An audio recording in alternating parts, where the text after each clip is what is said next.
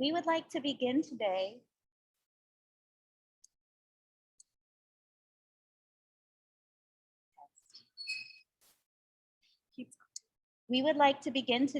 by recognizing and acknowledging that we are on the lands of the Peoria, Kaskaskia, Piankashaw, Wea, Miami, Mascoutin, Ottawa, Sauk, Meskwaki, Kickapoo, Potawatomi, Ojibwe, and Chickasaw nations.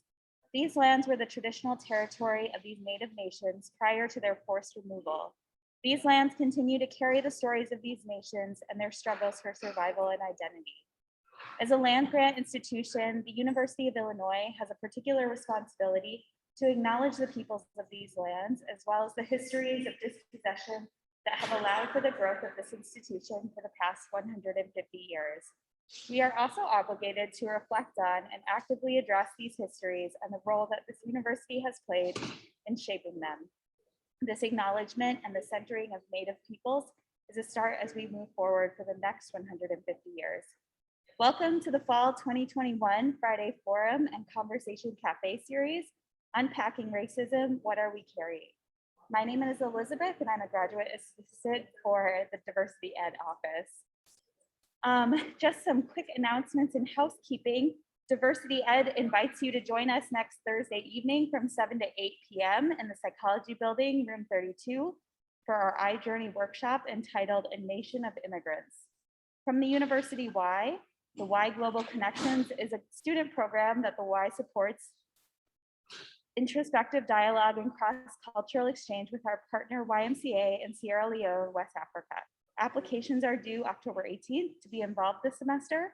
So check out their website or talk to Cynthia for more information. And join us here next week at the same time and place for our Friday Forum and Conversation Cafe with Sundiata Chajua, who will be providing the history of African-American struggle for voting rights and locating the current struggle within the country's move to return to a legal white supremacist state and toward fascism.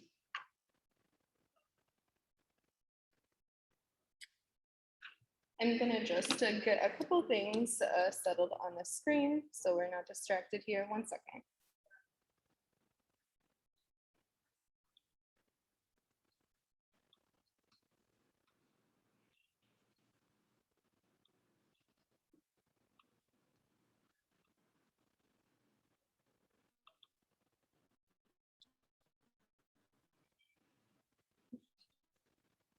All right. For anyone who's attending their first Friday Forum Conversation Cafe today, Conversation Cafe is hosted by Diversity and Social Justice Education and is a part of the Office of Inclusion and Intercultural Relations Lunch on Us series, and focuses on presenting topics important and emerging issues on diversity and social justice, both on campus and beyond. Friday Forum is a weekly lecture series held each semester that strives to raise awareness about national and international trends and events, and provides a space to address topics of relevance and urgency in our society. This semester, the University Y is excited to be partnering with Diversity and Social Justice Education for the entire fall 2021 semester. This semester, Friday Forum and Conversation Cafe sessions will be accessible in person at the University Y or virtually through Zoom and Facebook Live, and streamed by television on YouTube. Our series this semester, Unpacking Racism, What Are We Carrying, was founded as we're hearing about and experiencing continual accounts of local, national, and global racism. It weighs heavy on our communities and join the University YMCA and Diversity Ed in addressing the legacies of racism. Engage in dialogue with activists, academics, and artists as they share perspectives on the intersections of racism and reimagine solutions to move forward. I want to say a large thank you to our sponsors this semester. They are as follows: the Student Cultural Programming Fee, who's providing lunch for everyone every Friday. Thank you to them. The Women in Gender and Global Perspectives Program, Humanities Research Institute, LGBT Resource Center, Women's Resource Center, Education Justice Project, Department of Urban and Regional Planning, Office of the Provost, the Center for Global Studies, First Minute, Champaign-Urbana, Center for Advanced Study, Latino Studies, Elena Hillel, College of Fine and Applied Arts, and more. Whew, there's a lot of people that are supporting this series. Today, I'm so happy to introduce our incredible speaker, Stacey Robinson, who will be sharing about future places and community spaces, closing the gap on Town and Gown. Following Stacey, there will be a few minutes for a Q&A. So if you're online, please submit your questions in the chat and we will collect them. If you're in person, there should be a question card on your seats, as well as a pencil, so you can jot down your questions, and then throughout the lecture, we will collect them and give Stacey a chance to respond to them at the end. So without further ado, I will introduce Stacey. Stacey Robinson is an assistant professor of graphic design at the University of Illinois at Urbana-Champaign. He was a 2019-2020 Nasir Jones Hip Hop Fellow at Harvard University's Hutchins Center for African Studies, African American Research, who completed his Master's of Fine Art at the University of Buffalo. For the last several years, he has traveled internationally discussing decolonized future spaces. As one half of the collaborative team Black Kirby with artist John Jennings, Stacey creates graphic novels, gallery exhibitions, lectures, and workshops that use world-building strategies to imagine new worlds inspired by design, hip-hop, and arts and sciences, and diasporic African belief systems. His latest graphic novels are I Am Alfonso Jones, written by Tony Medina, is available from Lee Low Books, and Across the Tracks, Remembering Greenwood, Black Wall Street, and the Tulsa Race Massacre, written by Alverne Ball, is available from Abrams Books. Without further ado, Stacey.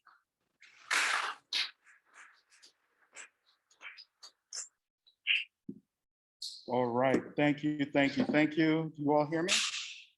Do I need to move the mic closer? All right.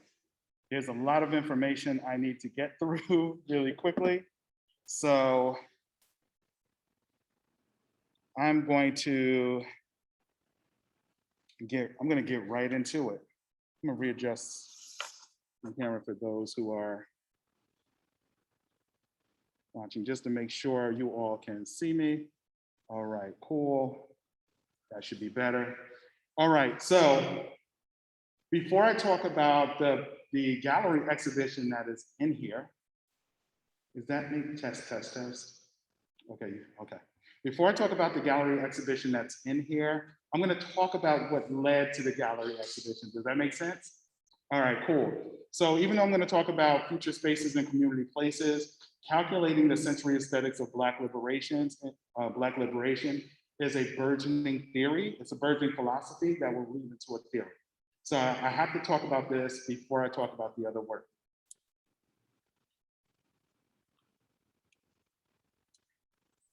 I just want to let you know if you're comfortable, you can remove your mask if you're not here. Ooh, I can remove my mask. I'm gonna do that. I don't know if I should do that. Might not set the best example, but I'm gonna do that. I can breathe a little bit better. All right, cool. White supremacy is a philosophy, right? It's a philosophy. It is backed by a system of racism. It is policed through our local police and our global police, the military. It is taught through us through theology, through our religions. It has kept us docile, immobile, inactive in many respects, right? But yet it's been, we could argue that it's been liberatory in many respects as well. It is taught through us through our K through 12 and our higher education and our pop culture, our media. The parents in the room, Black parents in the room, there is, for those who might not know, I'll give an example of what I mean by this, how it's taught to us through our media. Many of us as Black parents have had to have the conversation, the talk with our children, right? The talk used to be, hey, don't get into a car with a stranger, right? Find a police officer. Nowadays, the talk is, among many things, surviving the white supremacist experience when you're pulled over or when you're stopped by a police officer. I see some heads nodding in the room, right? The talk has shifted. That is what I mean by the white supremacist philosophy is backed by a system of racism. That looks like a particular thing.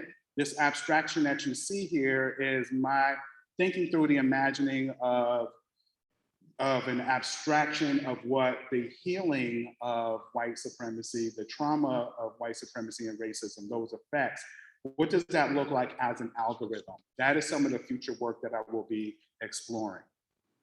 As was mentioned, I just came back from Harvard, which is awesome, where my mentor was Henry Louis Gates Jr., one of our world's leading historians, and spent a lot of time with Cornell West. That was really awesome. And Latasha Brown was another person I met from Black Voters Matters, and Tarana Burke, founder of the Me Too movement, and shouts out to my homeboy, Bakari Kitwana, my collaborator. And even you see a picture of me at the far right on the top, me posing with my really good friend from high school, Stephon Harris. I designed his Grammy-nominated album package for his band Urbanus. Incredible. We did not get that Grammy. So, am I a Grammy-nominated visual artist? I don't know. But that comes from a tradition, right? And I'm talking this really fast because I want to make sure that we have time for Q&A. My visual art practice comes from the albums that I inherited and that I collected growing up. So you see here these two Osabisa album covers and this Kool and the Gang Spirit of the Boogie album cover. These are album covers that inspired my visual art practice as a teenager coming into my adulthood. And my building upon a legacy of a visual art that tells a narrative of Black liberation, but thinking about that through hip hop, original samples, etc. So the drawing that you see here on the far right is a picture I'm calling Grandma's Hands. You recognize that title from the Bill Withers song, right? Or the Gil Scott-Heron song, that is intentional. Some of the hip hop heads in the room may recognize that Grandma's Hands, that sample was used for Blackstreet, right? So this depiction here references the sample and the original to the sample, right? And I think about the visual art practice through the idea of sampling and remixing. So my remixing of the sample in this visual example gives a depiction of an old grandmother with weathered hands, and she's laying hands on her Black grandson, who is looking back through the lens of hip hop. This is this halo around his head. And as his hands are up, so are hers. Her hands are on him, his hands are up. Do we understand what the hands up means? Right, do we get that? Absolutely right. So he's looking, right, through the protection of his grandmother, but he's looking back. And I imagine that as I finish this piece, these are pieces in progress, you will see maybe the emergence of red and blue lights. How many of you understand what that means, right? The talk is about surviving the experience. Surviving the experience also means that laying on of hands is sometimes the only power that we might have, right? The power of prayer, the power of our God beliefs. I'm going to skip through a lot of these to make sure that we stay on time, but I'm going deep into the samples as well. So how many of you know who Ahmad Jamal is, the pianist? Also, not enough hands in room. Treat yourself. A-H-M-A-D. Ahmad Jamal, J-A-M-A-L. Treat yourself. Especially the song, I Love Music. Peep the 5-minute mark on the song because you will notice a sample, which I'm referencing here from Pete Rock. Pete Rock is one of my favorite producers and hip hop artists. In this depiction here, he is summoning Ahmad Jamal in the past to speak to Nas, the rapper Nasir Jones. How many of you know who Nas is? All right, awesome, not enough hands up. Treat yourself. And I'm not Little Nas X, I'm talking about Nas, right? Nasir Jones, right? No diss to Nas, Little Nas X, that's not what that is. But treat yourself to Nasir Jones, who has a really dope album right now called King's Disease 2. It's incredible. Pete Rock is summoning Ahmad Jamal and Nas through a cipher. That's what the cipher is, a record. It's a continuous loop. But the three of them are in a triple cipher, right? They're the three of them moving together. And then you have Nas and Ahmad Jamal speaking backward and forward through time. Ahmad Jamal is hearing the sample in the future. Nas is speaking the voice over back into the past, where Ahmad will reference that, create the song, and send that into the future. This is how I think about this as mythology, theology, etc. But looking at this even as Black liberation through our art form. This is a picture of Larry Levan. Larry Levan is one of my favorite space makers and DJs. How many of you know who Larry Levan is? I know one hand will go up. Larry Levan was a DJ for the Paradise Garage in New York, New York City. It was a safe space for a lot of marginalized folks, especially our Black and Brown communities. And the sonics of the space was so dope that it brought the house heads and the hip hop heads together on the same nights through the sonics of the space. This is very, very powerful and very important as I think about space. In this depiction, Larry Levan is summoning that audience through the record. He's conjuring a spell, he's summoning them through the record, and he's sending them into this safe space of the Paradise Garage, which is existing on the other side of time. Why? Is that Danielle? Hey, Danielle. Oh, that's awesome. I've been meaning to reach out to you. Thank you for coming. And the Paradise Garage is appearing on the other side of time. The other side of time is a Sun Ra reference, where he spoke and said, the first thing we need to do is to consider time as officially ended. We will work on the other side of time.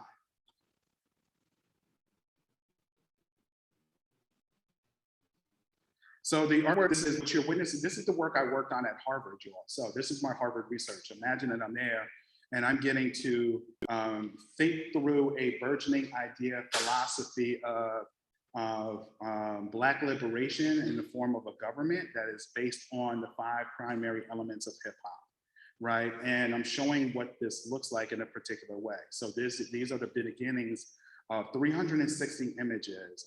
Once again, that continuous cipher, right? 360 degrees that will look at specific theorists, idea makers, designers, et cetera, et cetera, et cetera, to imagine what Black liberation looks like. This is 360 images just to ask a question. It gets deep. And I could definitely talk about John Henrik Clarke and Francis Cress Welsing and Frantz Fanon, some other scholars. I see some cameras going off in the room. I like that. I appreciate that. With the cipher afro.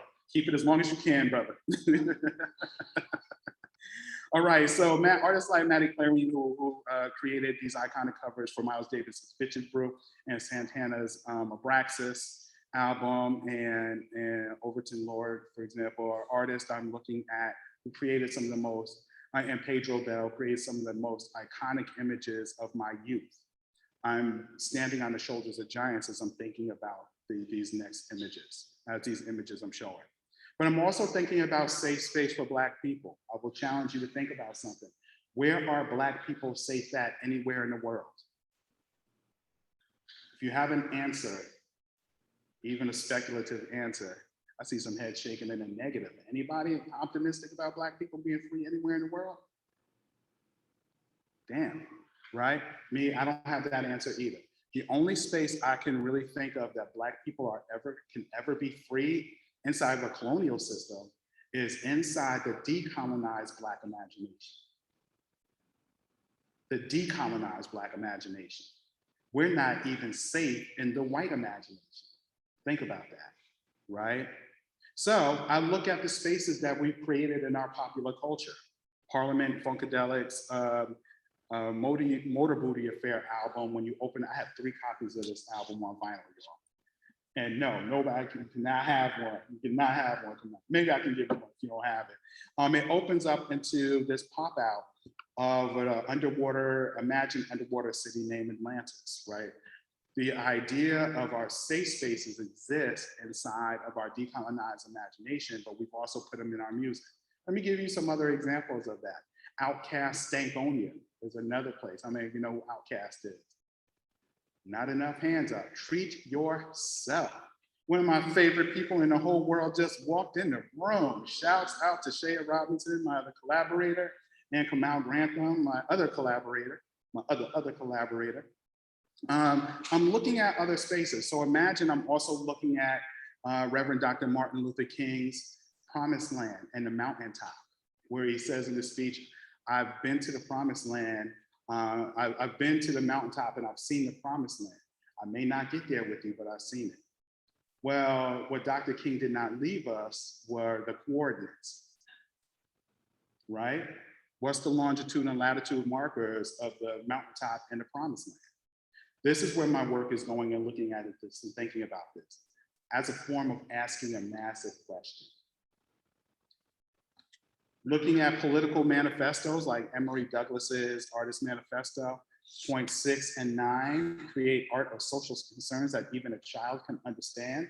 Now, my work gets really deep and complex. You're not expected to necessarily understand all of the references that I'm putting in there, but you know, one of the things I learned from hip hop is that the beat got to knock.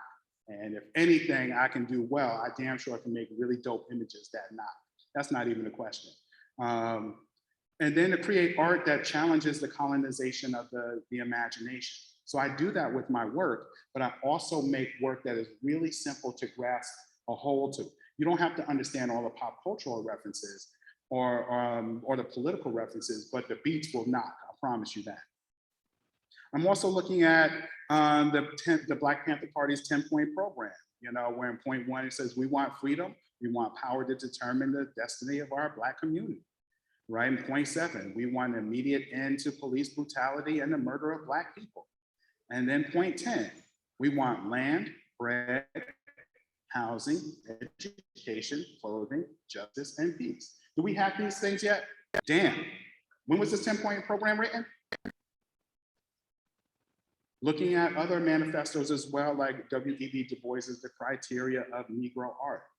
I'm part of an organization that is traveling internationally, looking at, we have home bases in Accra, Ghana. We have a base in Oakland. We have several national bases, and we're forming international bases where we're looking at philosophy and the theorization of Black freedom through the ideas of Afrofuturism, but building upon what Afrofuturism is. Right? Sometimes we're asking the question, well, damn, when do we get ahead of white supremacy and racism? We're always responding to the past. Our organization is looking at building that. Yes, we're thinking about the past and the present, but we also are thinking about ways of defining what our future means. So Rick James's, these are some other examples of some album covers, right? Rick James busting out of L7, I imagine on this album as Rick James and Mary Jane girls are busting out of the L7 square, where they escape to, and maybe they escape into the Garden of Love, another album that is really, really awesome. Once again, I'm building upon this legacy by thinking about pop culture and liberation in my generation, right? So the Most Def, like looking at rapper Most Def, Yasin Bey. Okay, testing, I went out for a moment, awesome. All right. And the Most Death Star. How many of you know what the Death Star is from Star Wars, right? My man with the afro, all right. My man right here, all right. Shay and Kamal, you should have your hands up. I should know what the Death Star is from Star Wars. Ooh, all right. But then I'm also imagining a Black pyramid city that's floating in space. So for the first, let's say 3 or 4 years of this current practice from 2016 to 19 or 20, I concentrated on making images that were really simple to interpret just to jumpstart the Black imagination. These are really, really simple images to understand, y'all. Right? But I'm pulling, once again, I'm pulling on Overton Lord, I'm pulling on Pedro Bell, right? These Parliament Funkadelic albums were my influences growing up. And then the drawing that you see on the far left is a piece I was commissioned to make in the beginning of the COVID era, which is called Revelation 16:1, where this reverend said, hey, I want you to make a piece, you know, about Revelation 16:1, about God pouring his wrath out upon the earth. When I got back from Harvard, this was what I was working on when I was at Harvard. When I got back on May 31st, I woke up and I took a picture of my first lake view, right? This first view of this lake view. The world was on fire and I thought it would be too pretentious for me to get a lake view. My mom was like, damn that, when I come to visit you, I want the lake view. I thought I was being pretentious. I'm like, well, the world is on fire. Black people are fighting for liberation. We paint Black Lives Matter in the street. I can't I can't do that, have a lake view. I'm gonna look crazy, right, to the people. My mom was like, I want the lake view. So I'm gonna give my mama what she wants. How many of y'all know that? I'm gonna give my mama what she wants. And she, oh, ooh, if she see this, well, she gonna know. All right. First project I worked on was for a project called the branding rated illustration for Tightrope, the Cornell West and Trisha Rose podcast. Now, here's the thing. I was trying to secure, remember I told you I just moved here May 31st, right? I got up in the morning, went out that afternoon. I get caught up in a protest accidentally, right? And it was the most beautiful scene I've ever seen here, I'll be honest with you.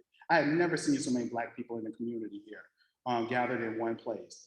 And I got caught up in a convoy of cars that was trying to cut off traffic and driving into businesses, and businesses were shutting down and everything. It was beautiful. Matter of fact, I listened to you on I'm pointing to Shea for those who are watching. I listened to you on a discussion for, what was it, Ubuntu that day. I think it was on May 31st, yeah. And I was caught up in a convoy at that moment. And I'm like, wait a minute, I'm part of a protest accidentally while I'm trying to get an internet cable so that I could make this logo for Cornell West and Trisha Rose, right? My privilege came in direct conflict or contrast or in collaboration with protests, Black protests. I wanted to share that, talk about that, because this is going to define where I'm going in a moment. Around that time, everybody and their mother wanted to talk to a Black artist. I did very well last year, doing a lot of Zoom talks around the ideas of diversity, equity, and inclusion, right? So much so that I had to form a working definition, right? So when I think about diversity, once again, I'm thinking about, and I don't need to read this, but I will paraphrase this. It's the multitude of voices in the room, not necessarily at the same time. Meaning that, for example, when you walk into this gallery space, you're gonna see the collaboration of three of my partners, John Jennings, Stacey Robinson, Kamal Grantham, right? We make some amazing work together. Y'all need to check out this show if you have not checked it out. There might be a Trump rally here next semester, right? I have no idea what's gonna be here next semester. Probably won't be, but I'm just saying it could be. But the energy that is in the space right now will permeate that space in the future. Does that make sense? Right, so the multitude of voices in the room don't necessarily exist, those commentaries don't exist at the same time. However, the commentary I'm bringing right now will still have an impact in the future. And this is how I think about this. Many times I draw on walls because as a part of my practice, I paint on walls because they can't, the only thing the gallery space will be able to do, the exhibition space, they'll either have to cut out my drawing or they'll have to paint over it, right? So no matter what happens next in that space, they will have to somehow keep my energy in that space. That's how I think about diversity. The inclusion is the amount of energy given to those voices. So that marginalized or minimalized voice of, let's say the 2%, right, will still have the same power of voice and conversation as the remaining 90%. Giving an example, right? And then equity, I think about that as breaking down every barrier that would be a hindrance to progress, right? If the hindrance of the progress is location, then we change location. If the hindrance of the progress is technology, then we figure out ways around the technology to make that equitable for all of us. This has led to, I sat in my house for the entire year last year once I got back from summer to summer. And I was out in these streets this summer. I had to get out the house because I spent the entire year making work and trying to say yes to every project, right? So one of those projects was hashtag Black Matters, which was a 12 billboard art and text series that looked at what we might need to be thinking about as we move forward into the future. And this was a commission by Sequel Gallery in Buffalo, New York, and which I will bring up later. And how many of you know who Frantz Fanon is? So you wouldn't recognize that reference from the largest picture there, which is Black Freedom Matters, right? How many of you know the reference there, that Frantz Fanon reference? Might be a deeper dive. Treat yourself to reading some Frantz Fanon, Frantz Fanon. I'm not even gonna tell you the name of the book. He doesn't have that many out. So pay attention to this image and treat yourself to that book. Some other images that I made, once then, I'm looking at Black Family Matters, Black Health Matters, hashtag Black Love Matters. Black joy matters. And what you will notice here is that my depictions are singular, right? The point of this is I only have 12 images that I have to make. So what I have to do, what I encourage people to do is to add on to the commentary, right? What does your family make up? Add to this. What does your family look like? Add on to this commentary. I was commissioned by Harvard again to create the summer teach-in series, of some branding for the summer teach-in series. I created a logo and 3 Zoom backgrounds. At the same time, I was on the phone with the Kennedy School at Harvard. I got a call from Endlin Taylor from our university, and she asked me to do some branding from the Summer Salon series, which was a series of talks with Black faculty to showcase what we're working on and to let us think about what does next look like for us. Shortly after that, I was commissioned by my best friend, collaborator, John Jennings, who headlines, curates a line of books called Megascope, which is a Black speculative line of books that looks at, that through the medium of graphic novels, looks at Black speculative futures.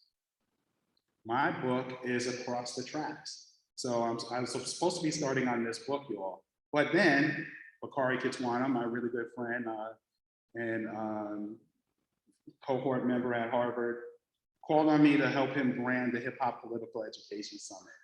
And this was a much longer project than we were initially hoping for it to be, but I couldn't say no to this because we were in a monumental campaign, right? And this is some of the branding that I did. And this was the first election that my daughter was able to partake in. This was important for me to be a part of this process, right?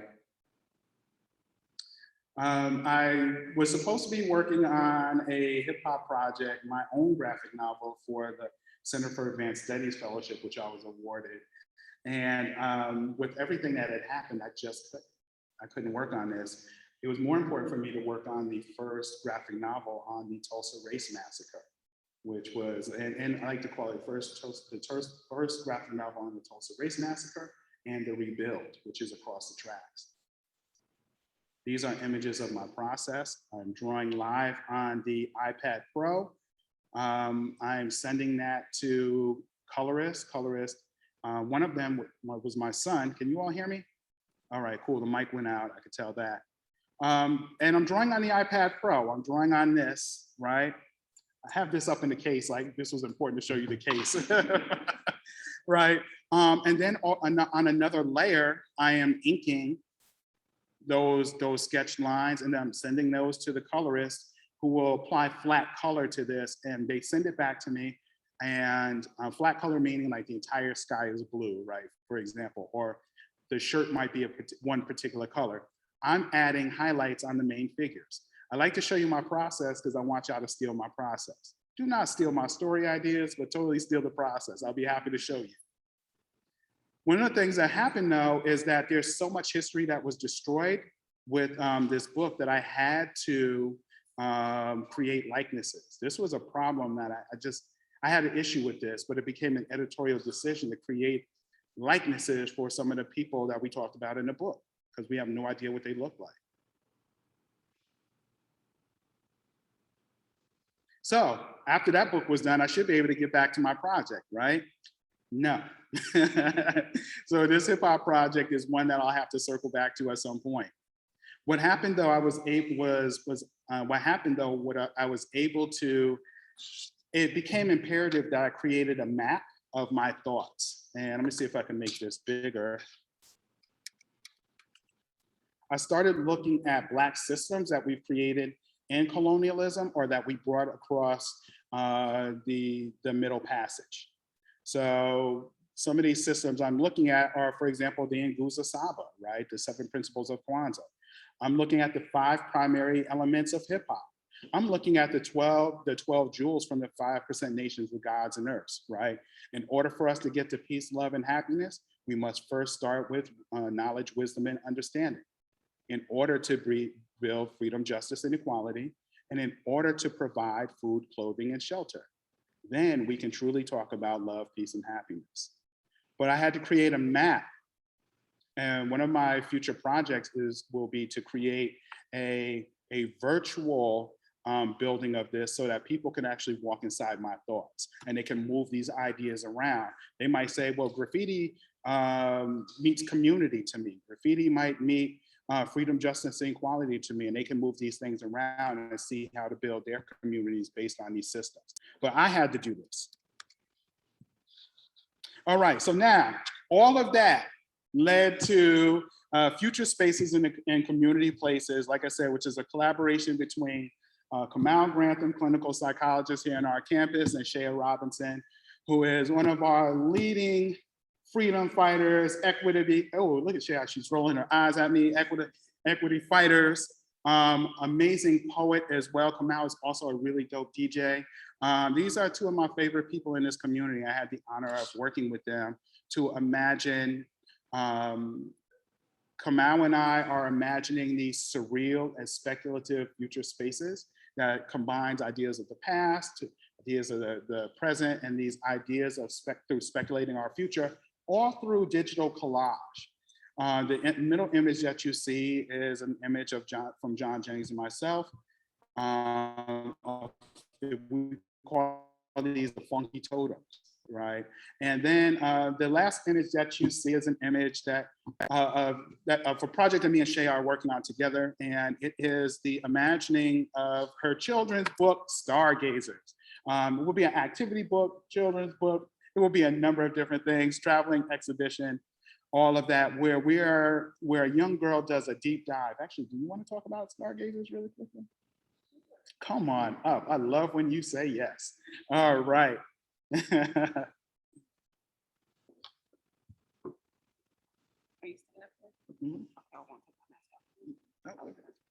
Hello, everybody. How are y'all doing? I need y'all to talk back to me. How's everybody doing? Y'all happy to be alive? Everybody good today? It's nice outside. It's October. Okay, good.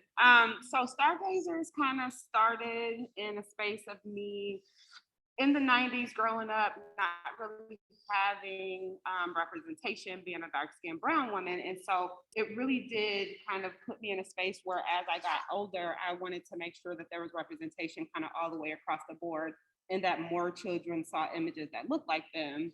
And the whole premise behind it is she has these characters that she's going to interact with. There's going to be a journal, a pencil, an eraser, and these are all going to be characters that kind of help navigate her through some of the difficult things that she may go through in life, whether it be family issues, friendship issues, life issues. You know, we come across a lot as children, and I feel like they don't always have a space to kind of talk about the things in which they're going through right now. We know there's a lot of gun violence locally, and a lot of these children are crying out for help, but they don't really have anywhere that they feel like they can turn to. And so I want to get kids understanding that they can use the power of their own voices and they can write through some of these issues. And once you kind of get it out of your person, you can manage those feelings a little bit easier. And so I utilized the journal to kind of work through a lot of the thoughts that I had to, and I was able to then start to create poetry from those same journals. And so just giving kids the power and letting them know that we're not here to silence them, but we're here to encourage them to continue to kind of write through and talk through some of their things. So Star is going to have family issues. She's going to have siblings, you know, she'll be just a normal girl with friends, but she'll also really have these sorts of family ties and ancestral ties in the book so that we can show Black family, Black love, Black relationships, and really make it sort of a full-fledged family sort of a book. So that's kind of the basis of Stargazers. It really is kind of a self-book. It won't be all about me, but it really was kind of the journey and how I got to the space in which I am today. So thank you. All right, girl. All right, all right. See, y'all, you see what I'm saying? She had to say that, right? I couldn't have said that like that. That was incredible. All right, so then I've been showing you those images.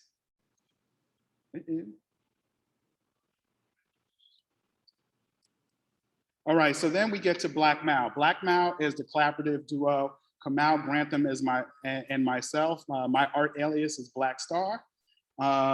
Interestingly enough, Shaya's AKA is Chocolate Star. I think she was biting off me, but that's all right. Kamal's AKA is DJ Kamal Mao. So together we are Black Mao. And we realized we have this really interesting, these interesting overlaps. I love when the cameras are going off. I like that. My man in the back, right on. We lived in four of the same places at the same, well, two of those places at the same time.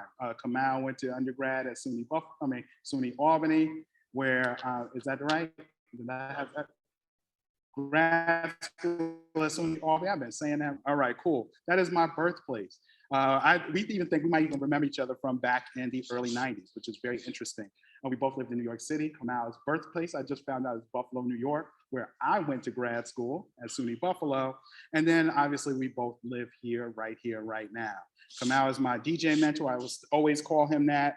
And we realized, once I realized that he was a visual artist as well, creating these collages, I'm like, yo, we really should be working together on some stuff.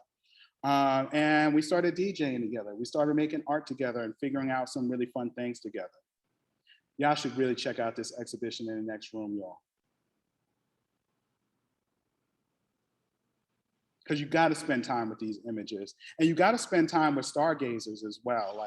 Like stargazers is a prototype, right? So the girl that you see depicted is the same girl, but we haven't really locked down a look or skin tone for the main character, right? So for Star, right? So we're playing with some of those things. From there, as was mentioned, Shea talked about there's a lot of gun violence in the community. Kamal, did you want to say anything about? Okay, cool. All right. There's so much gun violence in the community this past summer that it was messing with me. It was really, really messing with me. To the point where I had to respond. Like I literally cried. I'm not even front. I cried, boohooed, baby, snotted, all of that. It was messing with me so much so that I had to create a series that celebrated the beauty of Black boys specifically, right? Yep, I know Black girls need this. I know they need it too. I had to make something specifically for Black boys first. And this piece depicts that. It's the liminal space between moments, the liminal space between decisions, where you will see the ultimate beauty either birthed or destroyed. Dang it, and I replaced this image and it's still popping up as pixelated. This is image of a father hugging his two sons. I am so sorry this is looking like this because it doesn't look like this on my slides. Very frustrated about that. Thank you. It looks dope. I'm gonna take that. Don't even worry. Yeah, the pixelation is on purpose, y'all. And don't take pictures. Somebody taking pictures in the back. This, my images will also be in the form of an adult coloring book because my fan base has asked me to create an adult coloring book, and the images lend very easily to that. Now, thank you for coming. And then I'm creating, this will be a graphic novel. It will be an exhibition. It's the quickest, easiest, most effective way for me to get my stories out, to create an exhibition about it. All right, I'm gonna go through some of these images really quickly because we're almost at the end, and I could talk about these more later. And I wanna save time for Q&A. Ascension of Black Stillness just opened up at SIPA Gallery in Buffalo. It is a photo-based Afrofuturism exhibition. These are some photos that I was able to take from the exhibition. These are some of the pieces. I'm collaborating with SIPA again, and we're talking about Ascension of Black Stillness 2 and the potential of Ascension of Black Stillness 3 because I like odd numbers. This first show is a show of my friends, though. I had to make sure I start out with my friends. Then we're going to expand the conversation to some other people.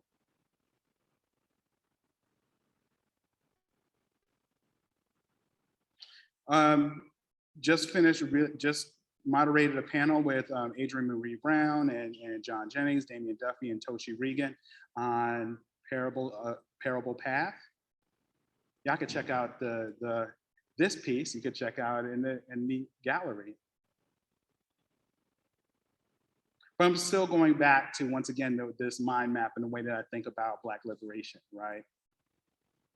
And I'm working on another series, a Kwanzaa series, which it looks at the 7 principles of Kwanzaa, but it's limited to 7 images. So I'm hoping that people will add to the commentary.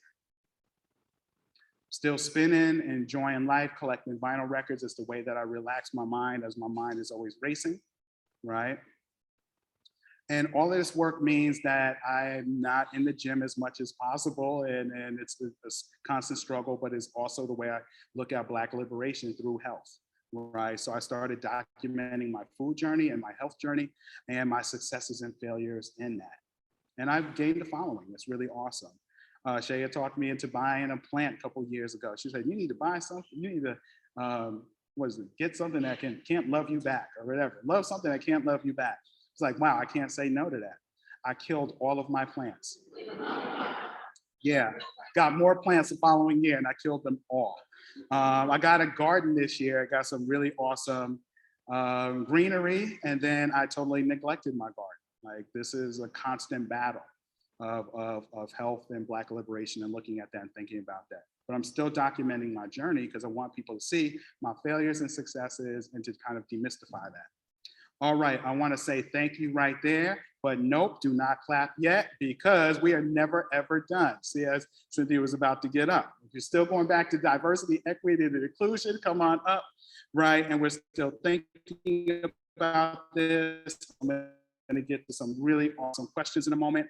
Upcoming are some shows: Black Utopias, Ascension of Black Stillness 2, Destination to Black Tomorrow, going to the Smithsonian, y'all, in November. That's really, really dope. Got a piece showing there. And I'm talking to them about some community-based programming.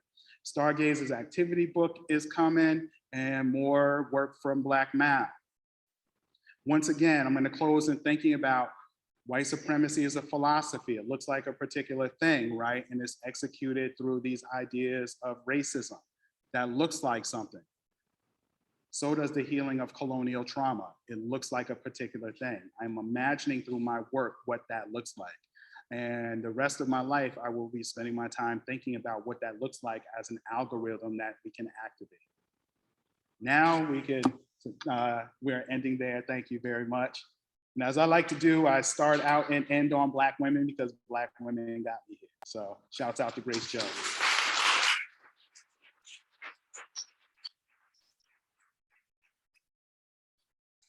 All right, we're gonna get right into this Q&A because it looks like we have about 10 minutes left. I like how Cynthia keeps us all time. She's like, listen, you're talking too much. You need to get to this Q&A. All right, so where do you go? First question is, where do you go physically or spiritually or mentally to find inspiration creatively? I'm gonna shout out and quote Talib Kweli in a song called, I wanna say it was called Sofa King with MF Doom, where he says, I draw on anything for inspiration. A fine memory, a piece of paper, walls in a train station, right? And I know what those walls in the train station look like living in New York City. I literally draw, one of my biggest inspirations I get to collaborate with often, that's Shaya, right? Like, she's an amazing poet.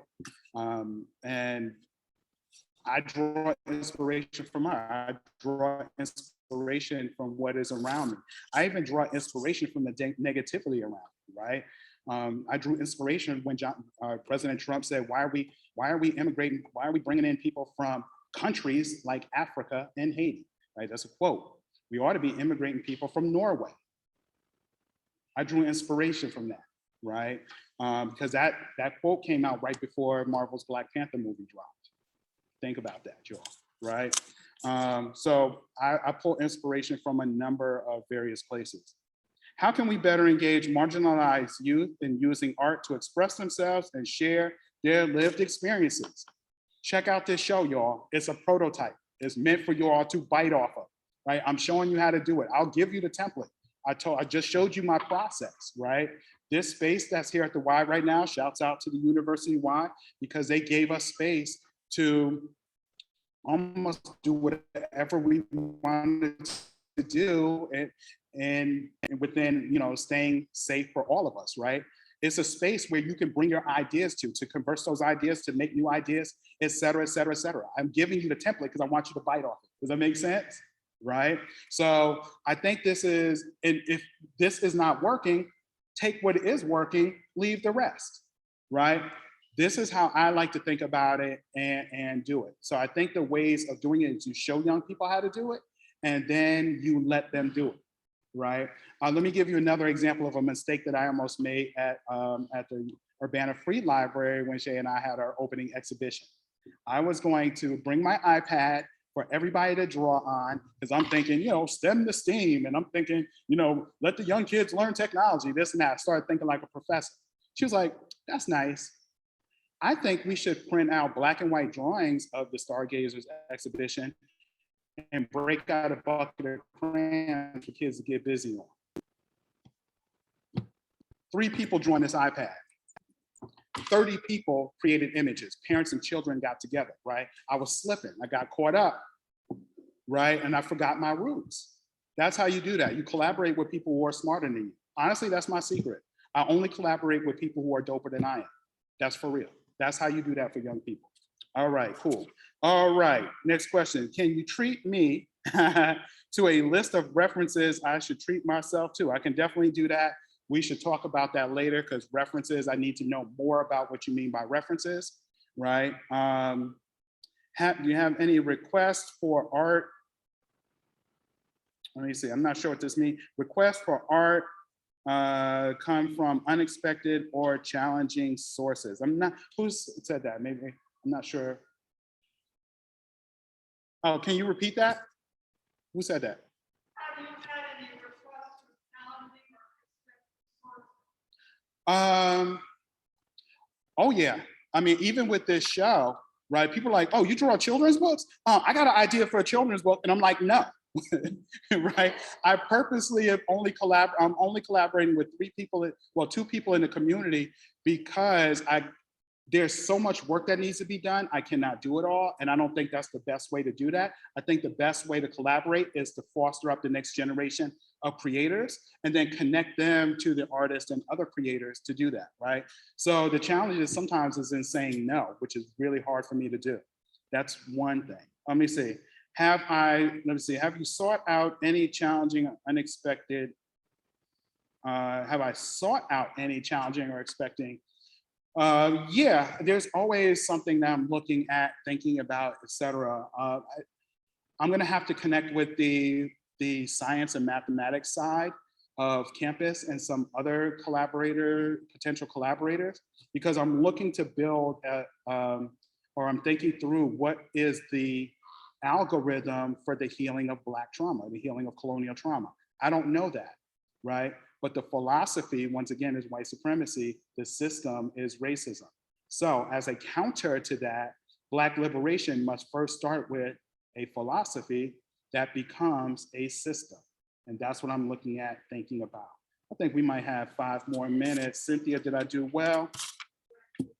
I am perfect. Listen, I don't hear that often enough, so I'm gonna take that. All right, thank you all for coming. I appreciate that.